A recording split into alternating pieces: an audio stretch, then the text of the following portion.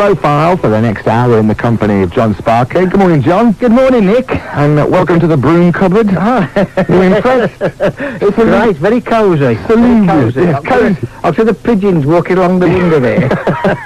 Very intimate little studio. Thanks for coming in, John. That's all right. It's because you are really well known. Everyone knows John Sparky, the name and the piano shop. I know I'm a south of the city person, but everyone knows the name's John Sparky. Oh, good. I'm glad it's a bit of a household name. You know, it's nice to know your work's appreciated. How long have you been in business for?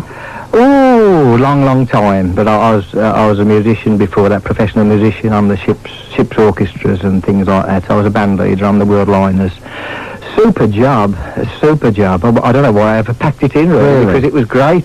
And the money wasn't great. You know, it was only a few quid a week in those days, but it's super. P&O line was the line I worked for, and to get a place like Hawaii and this world, and so the money wasn't good. But Gerald offered me a job on the Queen Mary. That's gone back a bit, isn't it?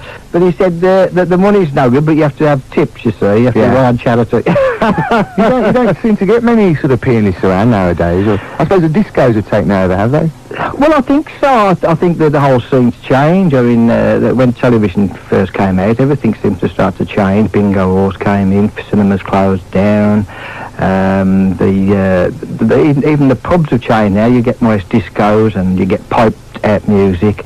But when I was a kid, it was all when we went out for a night out. We most of us played the piano in the family and friends, and we used to have a good sing-song around the piano. Everywhere we went, we made our own entertainment, and it was a nice communal togetherness in the pub, whereas it didn't seem quite the same today. It seemed artificial to me. It was all a bit sort of cosier in those days. Cosier. It was all one big happy family. I must confess, just up the road, in fact, you were on WM with Gordon, and there was a girl on there, Carol Selby, who in fact has also been in here for an hour.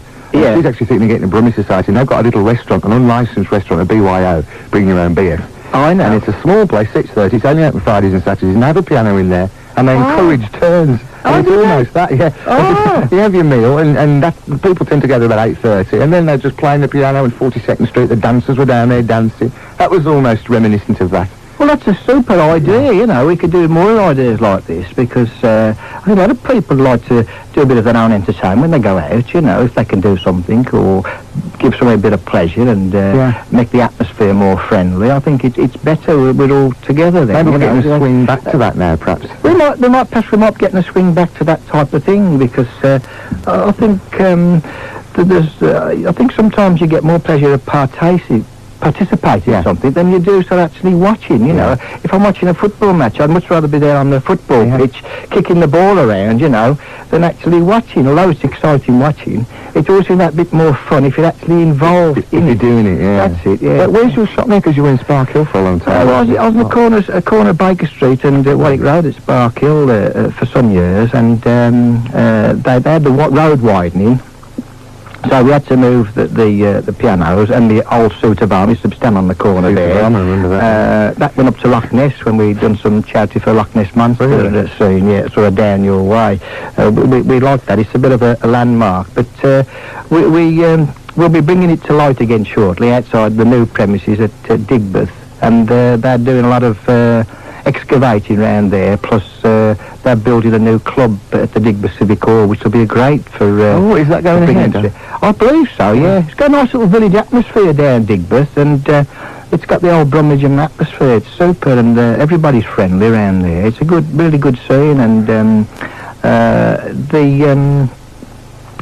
nightclub that's opening, I think Richard Branson was going to open it originally, but somebody else has taken it over now. And I think they're believed to be opening in the next few months. So it should bring the limelight and the media into sort of the Digbeth area. Yeah, it's always been a bit benighted, isn't it? It's been a bit like that. Everyone thinks all the coach station, and that's about it, really. The coach station, that's it. Well, of course, there's this restaurant that works, and now there's your shop. Sparky's Magic Piano Shop.